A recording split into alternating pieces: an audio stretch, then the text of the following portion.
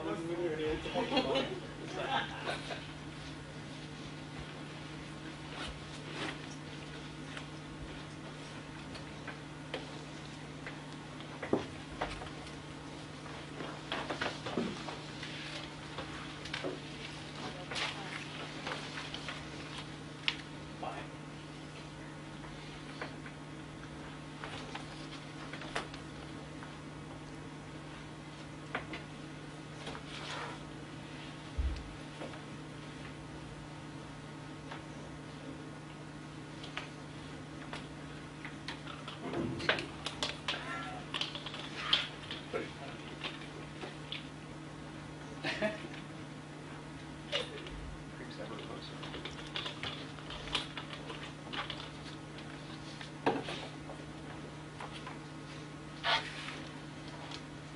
Just waiting for the water to boil for tea.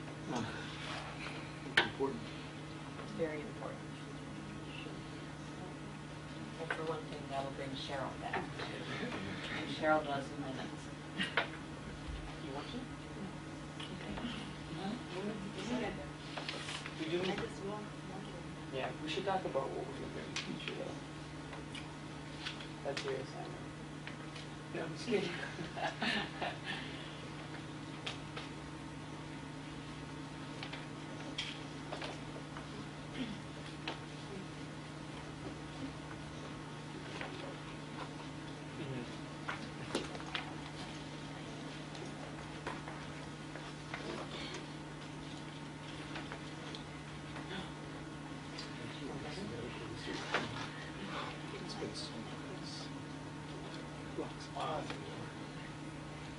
The semester is fine. A project because of Easter break. We don't have an Easter week. Plus Easter, so I wonder plus the time is about faster other times in any year. That's what I thought too. That's why I'm double digit. I have to wait 6 more weeks. Yeah, I'm working on it. Yeah, I registered. It was just the spring semester. So I'll start teaching Oh. in May for the summer. Well, we don't have to do it. They're teaching in the summer. We can do it. Good.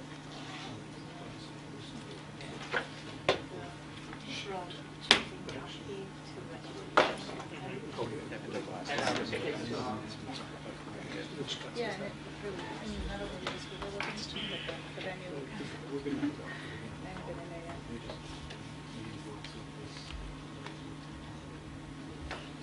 This is face-to-face course. So,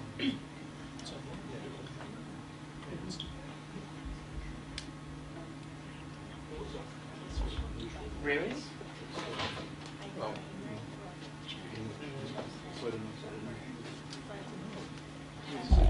Oh, that's for next semester? Next semester? No, that's for fall. Fall? Yeah. Are you sure? Positive. Oh, okay. It's okay. This is a required course. We're fine. But because it meets twice a week, I think some students would not by that. If I'd offered it. Okay, I think we're set to go. Welcome to the second meeting of the Information Organization Research Group. You'll have your agenda there, but before we get to the agenda, I think we don't have exactly the same group as last time, so I think it would be worthwhile going around and doing introducing ourselves.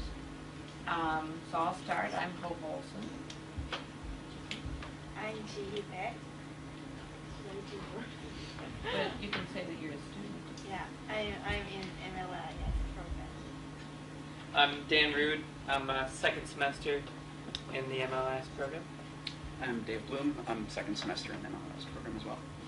I'm Ann Graff, summer down.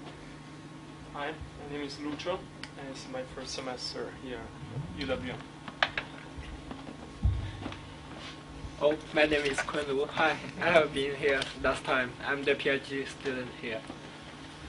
I'm Steve Miller, lecturer in Information Organization.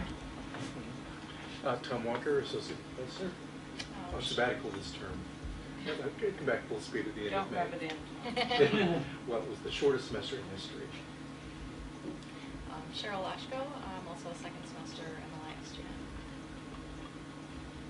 Okay. Mickey, why don't you introduce yourself?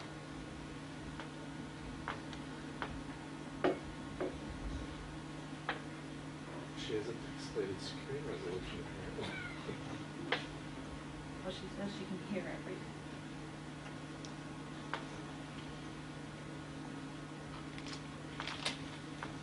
What do you think she Well, we'll wait on that. In the meantime, is there anything anybody wants to add to the agenda? Here comes Vicki. Okay. So, can you read that, or does it need to be read out? Okay. There shouldn't be anybody calling on the phone. Okay, anything new for the agenda? The only thing I want to add is to remind you that registration is open for the information, or the,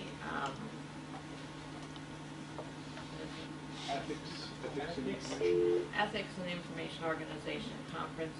And when does the full price go in? But I believe it's free for students anyway. So go ahead and register for that. I think you're going to find it very interesting. We got to look at the minutes. Would you take a look at the minutes? If you don't have a copy, there's some on the table back there. And actually, if you want a cup of tea or some cookies, now might be a good time to get it when we're doing something that's not entirely focused.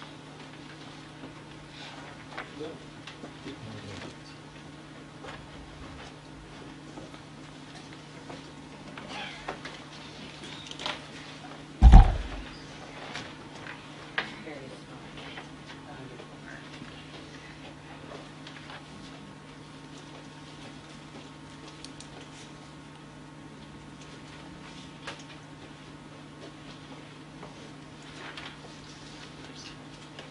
Is there anything to change on the minute?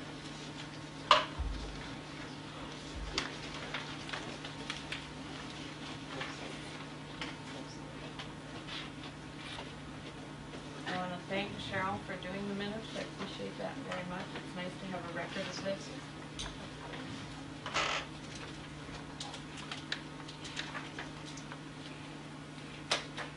Okay, primarily what we're going to do this afternoon is to hear about at least 2, maybe 3 projects that people are working on. Last time we introduced a bunch of projects, which you'll see in the minutes. But this time I got the idea that it would be useful to look at more student projects that may or may not be even within a course. And there are various stages, I think, of just thinking about ideas to actually having done a goodly piece of research. And this kind of a group should be able to have some constructive discussion about those, and if nothing else, it's interesting to just hear about them. But we had 3 in particular, at least one of which came up at the student poster day, that sound like they're going to be interesting. So we have, the first one is by Dave Blue. So Dave, if you want to take a little bit, and if you have any particular things that you have questions that you'd like us to address, you know, this should be a safe atmosphere where you can get some feedback from people and try out ideas. And input would be great, actually. Right now, I'm working on a research proposal for the research methods class that I hope to turn eventually into a thesis, at least in some form or another. What I'm doing is analyzing the concept of authorship as it relates to new RDA standards, and what I'm going to be doing is a qualitative content analysis of the RDA standards in draft form that are available on the website right now.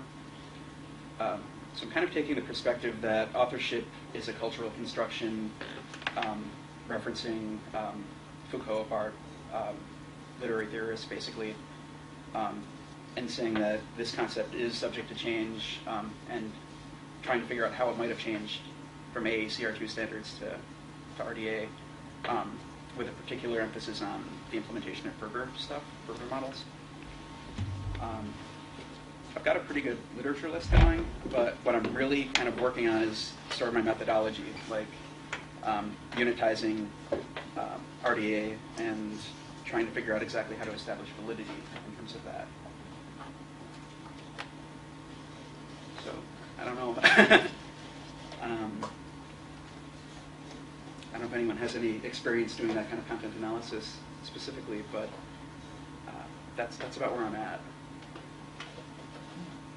Steve, are you going to want to look at some of the discourses that have been playing on RDA? Yeah, absolutely. I've got So, some articles on that. I don't know, Steve, maybe you know some of the names of people who have been talking about RDA who would be important maybe to consider including? There's been a lot of discussion on some of the online lists. There is an RDA discussion list. I don't know. Yeah, I've noticed that. And a further discussion is also Yeah. online. I'd have to think about who might be the best. I'll make a note of it.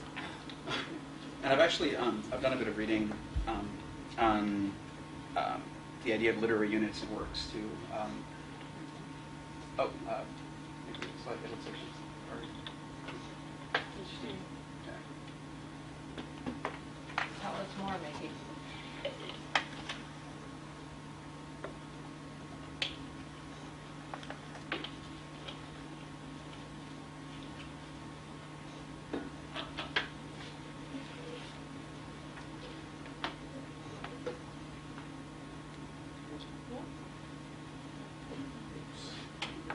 Milton, you know more what to do than I do.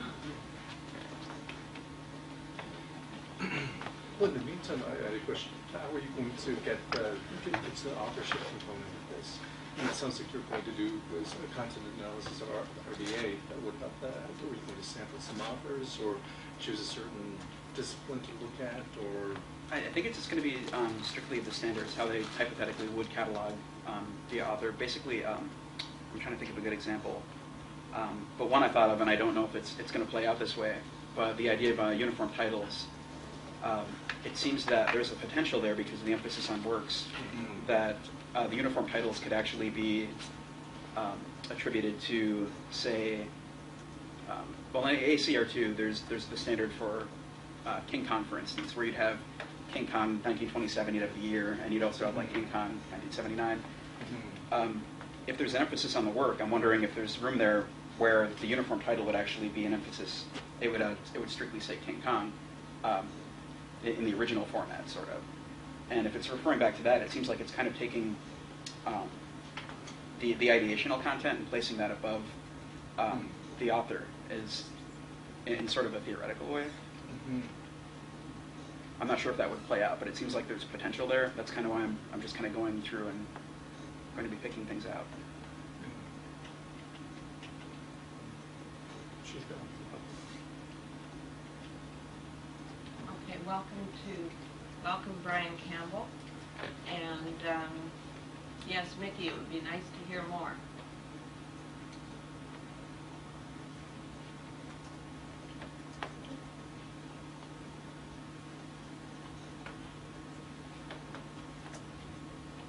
Well, certainly, I think related to the concept of an author would be the rules for main entry.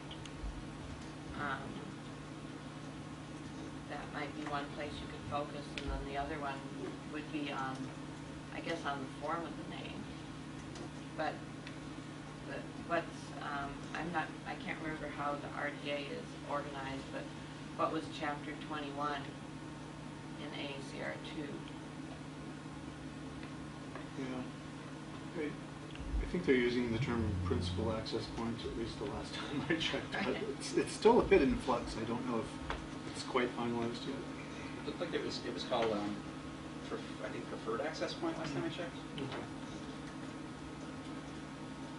And so that's another way where it's sort of, it seems like it's kind of, I don't know, taking away the primacy sort of the author by making it not the main entry, but just a preferred access point among many.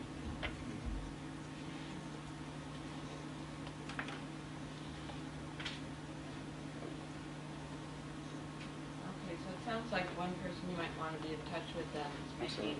since she's got some experience in that.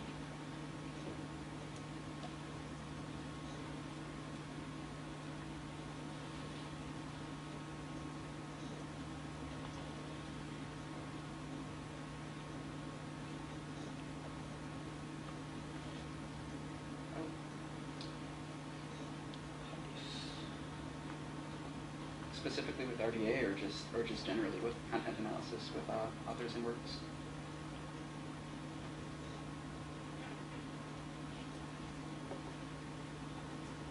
What is Arliss? Arliss is the, what? It's art library, art research library. I remember.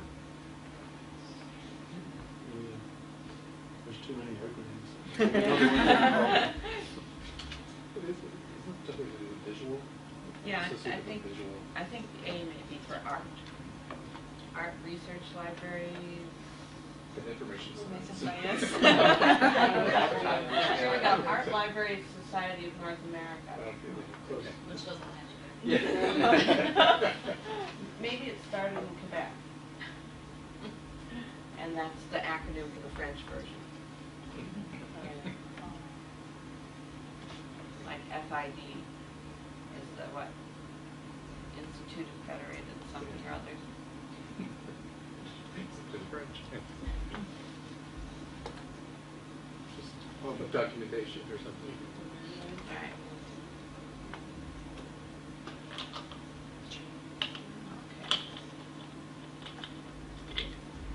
Okay. The conference example you gave is kind of an unusual uniform title. It's associated more with the idea of authorship than maybe some of the other uniform titles, like the Bible or, Sonata or whatever it's called. And it looks like there's a whole new, well, I don't know how new it is, but there's a whole section on biblical and religious texts. So I don't even know if I'm going to go near that. But that looks just terrifying. Yeah, traditionally, I think, been the works of personal authorship versus and corporate authorship versus works that were diffuse or didn't have personal authorship, like the Bible or Beowulf or whatever. And I think also motion pictures perhaps don't usually have a single main entry or aren't associated with an individual person. So it seems like in those cases it would be sort of appropriate to phase out the idea of a single author anyway. So it wouldn't be entirely appropriate for the items. But I also know that that there's the addition of the family entity also. It's another way to attribute things. So that's another way that it's kind of taking away from the idea of a single author in some cases. Well, and you may also want to be looking at the new guidelines for authority control. But rare. Fred, functional requirements for authority data. Yeah, they're scary. I saw the diagram. It's Actually, if you understand Ferber, Brad isn't that hard. I think it's just when the two get put on a page together with all the relationships. Yeah. It's complicated looking. So. Okay, does that give you some Yeah, it does help. feedback? All right. Let's move on then to Judy and Dan and your absent partner, Jamie. Yeah. It's too bad that Jamie wasn't here because actually this all kind of started out as her brainchild. She really wanted to examine subject headings in different libraries, and she got us interested in it from the perspective of looking at different languages and how other countries catalog their items, and so we chose 3 different libraries. We chose the Korean National Library, the Spanish National Library, and then the Library of Congress to compare subject headings. And when we first started, we were kind of just looking for raw data, and we just went and got a bunch of raw data. We Jihee and I, Jihee obviously, Jihee speaks Korean, I speak Spanish. We just went in and found books that were the same, that were books in the Library of Congress, that were also had the exact translated version in the library, and we would compare those two books and the number of subject headings. And that kind of led us down a path where we were comparing the libraries against the Library of Congress, but we weren't comparing them against each other. So we were comparing the Korean National Library against the Spanish National Library. So we ended up having to go back and get books that were found in all three libraries, which is a lot more difficult. And what we had to do is we would think of what we did was we took books from different DDC numbers. So each category, 100, 200, 300, we found like 10 books. And it was difficult because we would have to look for popular books we thought would have been translated quickly, or would have easily been translated into other languages, and then hope that we could find them in each of these catalogs. And that took quite a bit of time and a lot of consternation. But we did finally do it, and then we had this information, and we were trying to think, well, what do we do with it now? And then we thought, if we compare with the OECD, the economic countries level, with number of subject heading, it probably has some meaning. We assume the number of subject heading means their economic level. So my explain is good. Yeah. I'm not sure. No, it was actually very interesting because one of the things that we saw that we had kind of anticipated was that LC has a lot more subject headings for each particular book than the other two, but it was kind of it was kind of concentrated in a couple of areas. The 400 field, I can't remember what that is. I think that's like business, or not 400 field. I'm sorry, the 400 from GDC. Is that like business? 300. Yeah, 300 was it 300? Yeah, 300 is sociology.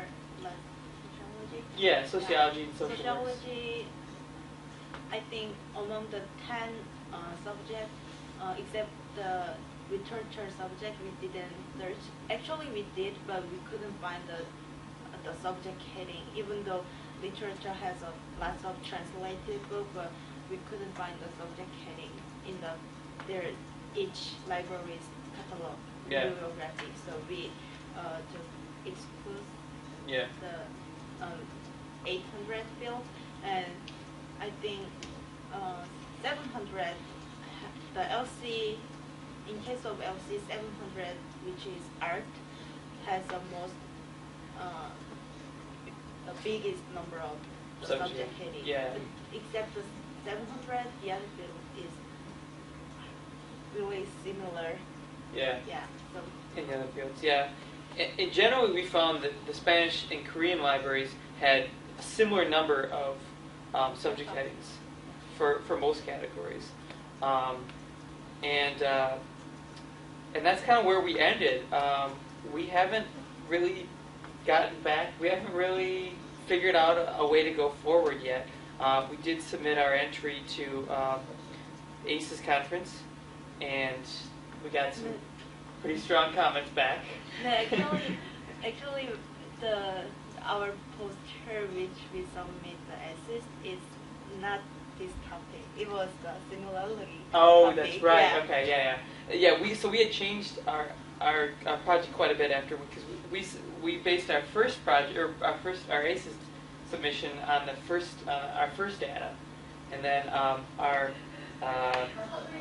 entry to the poster competition ended up being our second grouping of data, and so we've changed quite a bit. But I think we'd still like to put some final touches on it. But we just haven't had the chance to get together and talk about it for a while. But yeah, we employed. It was good actually. This is a good. I think this is a really good resource for students like us, because before we had the information organization, concentration, grouping. Like we just would go and bother professors and try to say, you know, like, what do we do here? What do we do now? Like, give So us. you can bother everybody. Yeah, and now we can bother everybody because there were so many times where we were like, oh, let's do it this way, but then we would ask ourselves, well, why are we doing it this way? And you know, we'd all get all confused, and we'd have to have a professor sort it out for us. So. When you were looking at the different, the subject headings and the different catalogs, did you look at all at whether they had comparable meanings? No. Well, we only took, so we tried to take books that had precise translations. And there was plenty of examples where, you know, like, I thought, okay, this is cut and dry. This is the same in each language. And then when there was subject headings where we thought, oh, well, this isn't quite the same, we would try to exclude that book. So the Professor Hurley suggests when we evaluate the similarity between two library subject headings, we need to separate the levels of similarity. So one is the exactly same, the second is just similar, but third is totally different. But the problem is we don't know how to judge this similarity objectively. Yeah. It's just up to our perception, the knowledge. And we worked really hard in like February and March. We worked really hard. Like there was weekends where we were like always, you know, looking for subject headings and, you know, consistently just sitting in all three catalogs and looking for these books that were the same. And I think in the month of April we just said enough. You know, like we can't and then do we this. changed the topic. Yeah. We decided we needed a little break, so I think that we definitely should continue to look at it, but developing some type of I don't know how you would even say that. Just developing some type of criteria for judgment would probably be our next step. So now you don't like to look at the similarity between the subject heading, you just look at the numbers, the difference of numbers of the subject heading, and you pick up the book which have a exactly comparable part in different languages. Exactly. That's a very interesting topic, and if I understand right, I think at least you can do two things. The first thing is you take Spain, you take the Library of Congress and the Korean. First, you can compare whether the number of subject heading in these three categories is different or statistically different or not. Yeah, you can definitely do a statistic because you have the observations, which is the book, and if you want to do that, one thing is important is your sample. You have mentioned that you sample from different levels, like 700 and 700 levels of the category. And I would suggest if you can sample, like make the range is a good coverage, that will give you a more stronger conclusion. Like you said, this sampling has a good coverage of all the category. It's not a special category. But we covered all words. All the levels. Okay, that's good. And the other thing is, after you sampling, you can get the number of what's that? Number of number of subject heading, and this can be your dependent variable. You can definitely do that. And the second thing, you also mentioned that you assume your hypothesis is the number of subject heading is related to the economic status. Right. That's very interesting part. And you also mentioned that you found a way to measure the economic status, right? Like the index, what you mentioned there? did you mention there's a kind of index to to reflect the economic status? OECD, you mean? Yeah. Yeah. OECD. Okay, that is right. That's good. So you can compare the number of subject headings with the OECD's yeah GDP. the index, the economic index, to see whether they are positively related. If they are positively related, that means when you have a higher subject heading, you usually have a higher economic status. Our conclusion said, because said exactly on same with Conclusion. our assumption, because Spain and Korea has a similar GDP, and their subject heading, the number of subject heading was really similar. But if we have the other co-worker who can speak the other language, like I really want to study the third country, like really different, the country which have really different level of economic level, but we couldn't because we just he only can speak Spanish, I can only Korean, so I think if we can compare the world countries and if we can limit the, actually I'm not sure how limit the other variables, right? Like control. Okay. I run the research method in class, but I don't remember. But I think for the economic status, you don't necessarily need to categorize your, to classify your category into the different language. Do you need? You maybe. Well, you need to know the language to understand the subject headings. Okay. Because you just compare the number of the subject heading. Yeah. Right. Only That- in terms of the number. Okay.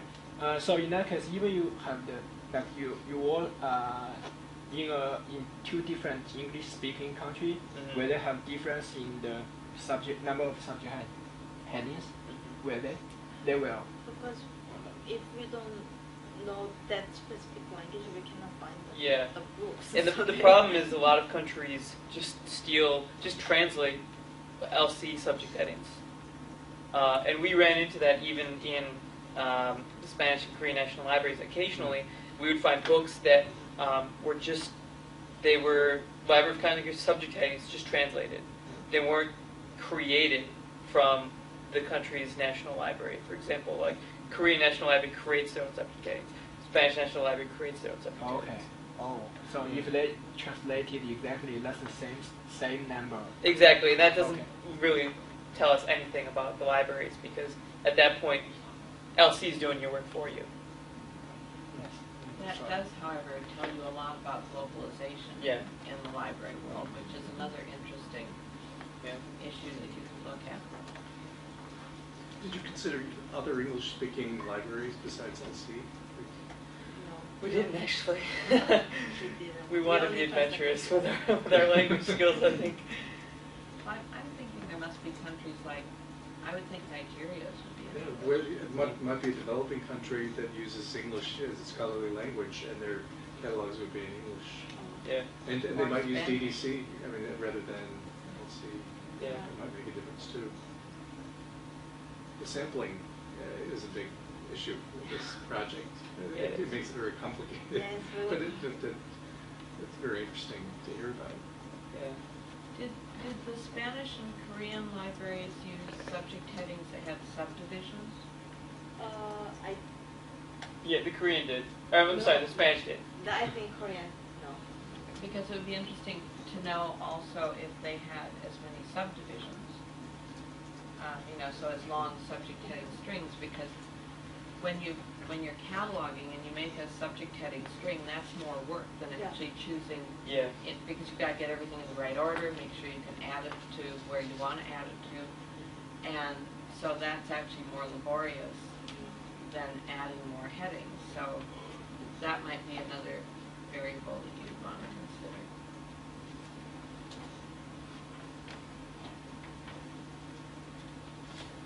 Okay.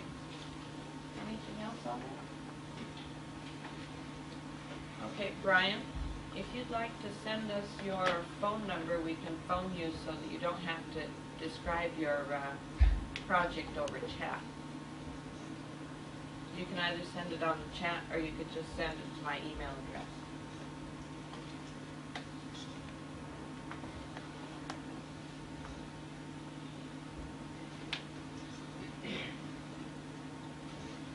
Actually, that's kind of an interesting point because some languages just have more words. I mean, I've read, I don't know if it's accurate or not, that English has a very large vocabulary compared to some other languages. I think our central goal was to see just basically the level of description that they were going into, like compared to their like economic status. Yeah, they might have more words, but I don't know if it means. But I don't know if it means that they are putting more effort into their cataloging.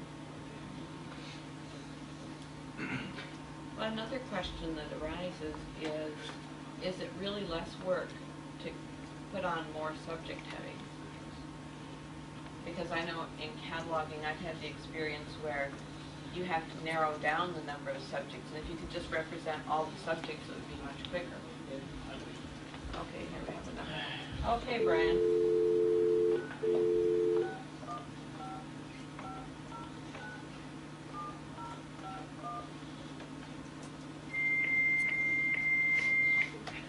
I don't think that that's his number. Press 8 first. Yeah.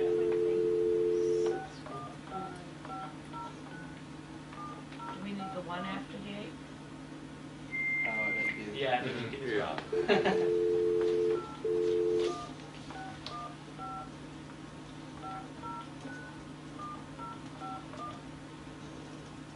That sounds better.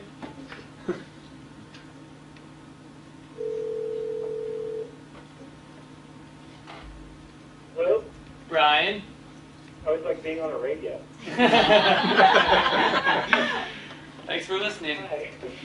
Okay, Brian, will you? I can hear you. Why don't you tell us about your project? Brian, can you tell us about your project? Sure. Yeah, sure thing. I am interested in gauging the damage caused by the rule of 3 to catalog.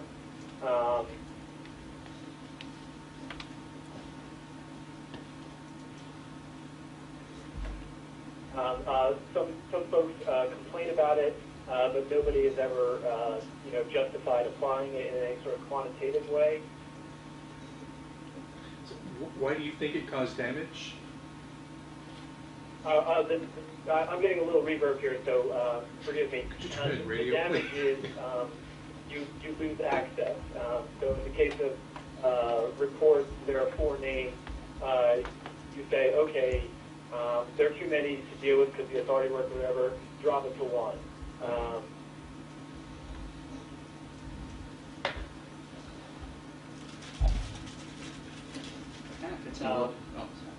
But the problem is, I think these materials affected by the rules are so small in number that it's not even really worth applying the rules.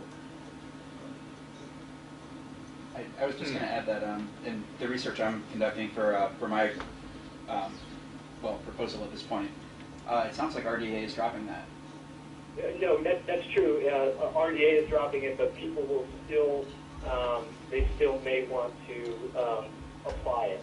And so what I'd like to argue, it's not even worth applying, even if it's optional, because there's so few of these materials that there's just so few of these materials that it's just not worth the effort. You should just give access to all names that you have. I have a question. How would you measure? Sure. How would you measure the detriment or whatever? Initially, I did a kind of digi sort of paper last semester where just looking at it, just sort of based on my own personal experience. But I also did a paper where I looked at like 1,200 transportation technical reports in a series, and I found that 97 over 1200 were affected by the rule. So right there, they sort of leaves the thing. There was a small number there, so maybe this became elsewhere.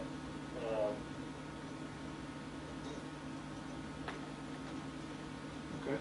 Brian, maybe you could share some of those average numbers that you sent me. Oh, sure thing. Of the 1,200 reports, of the 97 affected by the rule, they averaged like 4.5 names per report. And the rule says if you have 3, go to 3, but if beyond 4, drop to 1. Well, 4.5 is hardly burdensome. I think that you can. I think that it's not really too much trouble to go, 1.5 names more. And not only that, but of the names lost in this case, 70% had corresponding name authority records. So it seems like a lot of rule for such a small amount of material.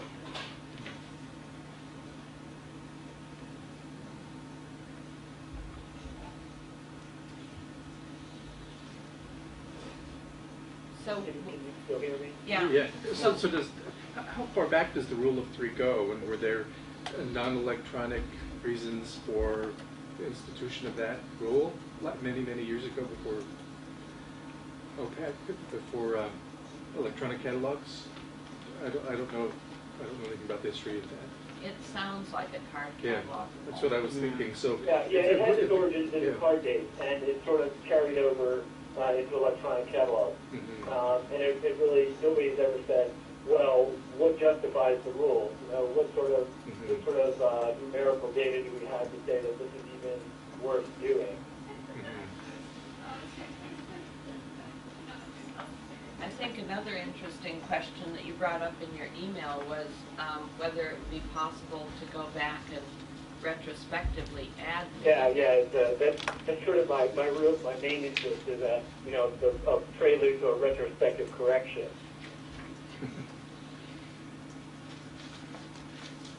That sounds like an article title right there. Probably do a retrospect. Yeah, maybe. Yeah, write that down. You'll want it. Actually, I've written it down. Good. Prelude to retrospective correction, volume 2. Oh my gosh. You'll need to have at least 4 authors, though. Yeah, right. Me, myself, and my other 2 personalities. Okay.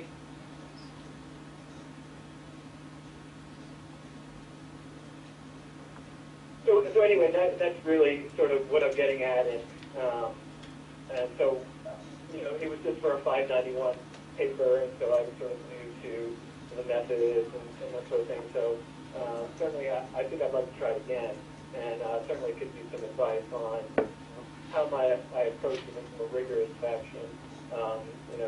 How do I dredge up all the reports that exhibit this sort of property, and how might I work with it? Well, and I think the other thing to think about is, are reports the only type of literature that this would affect? No, and that's the thing, that I work in a transportation research library, so, that's what I had at hand, and I see this stuff every day, so that's why I had a sense for how they were being affected. But yeah, that's also something I thought about, doing, how does the rule of 3 affect materials across subjects? And, has it been, all this time, has it even been worth it to apply the rule? Has it been shortchanging other authors on the title pages because, in the card days it would have been burdensome to apply the rule? Well, sound recordings come to my mind immediately because we put very elaborate contents notes into a lot of sound recordings to make the composers and performers' names searchable, but then they're not authority controlled. Right. Yeah. Well, that leads me to another project, which we can talk about some other day, about how I think tables of contents are sort of a silly way to go. I think they sort of imprison authors in a way, but we can talk about that some other time. Any other thoughts? I think that's definitely worth pursuing. thinking about the retrospective correction, I'm trying to imagine how you would go about identifying the records that needed correcting. Well, there's that coding. There's the the et al. Sort of appears. That sort of appears all the time. That's how I dredged them up originally. I looked for all the 245s and then et al. And then I just had to. The numbers were so small that I could manually inspect 97 reports, but when you start getting into millions of records, it becomes more of a project. Well, it sounds to me like your project and Dave's project are sort of the theory and the practice linked very nicely. Yeah, there's a little crossover there. In fact, you probably have this article already, but I was going to recommend one that kind of has to do with the progression of Rule of 3 from AACR2 to RDA. I can email it to you if you'd like. Is that the one by Lynn Howard, the Enigma something or other? Yep, that's the one. Yeah. And there's also another one. Somebody named Lynn, way back in the 80s, talked about how the Rule of 3 was discriminatory to authors, and some people have sort of hinted at how bad the Rule of 3 is, but nobody has really attacked it in a sort of in a numerical, quantitative way, and I think that's what will really sort of open it up and say, look, what have we been doing all this time? We just sort of assume without any sort of real evidence, just sort of like folklore and just stuff we know from the card days, that's what we apply, but nobody's ever really said, is this worth doing, and what sort of damage are we causing? Sounds good. Like Mickey says, it's pretty discipline-shaped. In the sciences, you find many more multi-authored works, whether they're articles or books, and in the humanities, maybe less. So that might help narrow your range if you wanted to do a sample. But it would be interesting to do a big statistical study just to see what percent by discipline of books are published with one author, two authors, three authors, four authors, and so on. Just to see, because it could be a pretty, once you get to 4 or 5 authors, the number I'm sure would go way, way down, and it wouldn't be that. In fact, I could send you a slide. I did like a little graph of the number. When you got above 5, it just dropped precipitously. And it just hovered around 4.5, at least for the 1,200. For the 97 reports that I looked at, it hovered around 4.5. And I was really surprised that they all had 70% of them had name authority records. And that's usually the other argument. It's too burdensome to do the authority work, but if it's the case that a lot of the authority name authority records already exist, then how much more of a burden is it really?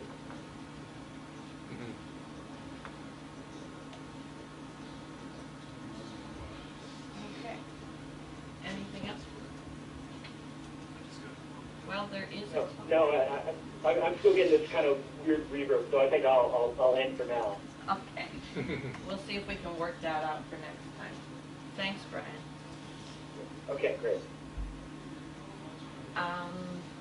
Is there anything else today that anybody wants to bring up? Well, I'm working on an article that looks at descriptive cataloging practices back in the 18th century, the second half of the 18th century. There was a library. It still exists in the town of Regensburg in Germany, and the librarian there developed a descriptive cataloging method and wrote all about it. So what I'm looking at is his treatise on this. You recognize what I'm talking about here. He had a lot of advice for setting up the library in general that he wrote about, and it's kind of interesting to look back. Now, the same treatise was used as the foundation for German descriptive cataloging rules in 1820 or so, about 40 years later. So it was influential in the history of cataloging, but not much or any significant analysis has been done of this one. So I'm pretty excited about it. Well, I see the students are gathering for the class that's in here at 5:30. So I think it was a good discussion today. I like the way that the group's going. And we'll post one of these for next month, I think probably after the assignments are in. So we may have a thin attendance, but a little more relaxed one that we Okay, thanks very much. Thank you. Bye, everybody. Luckily for me, I'm in this.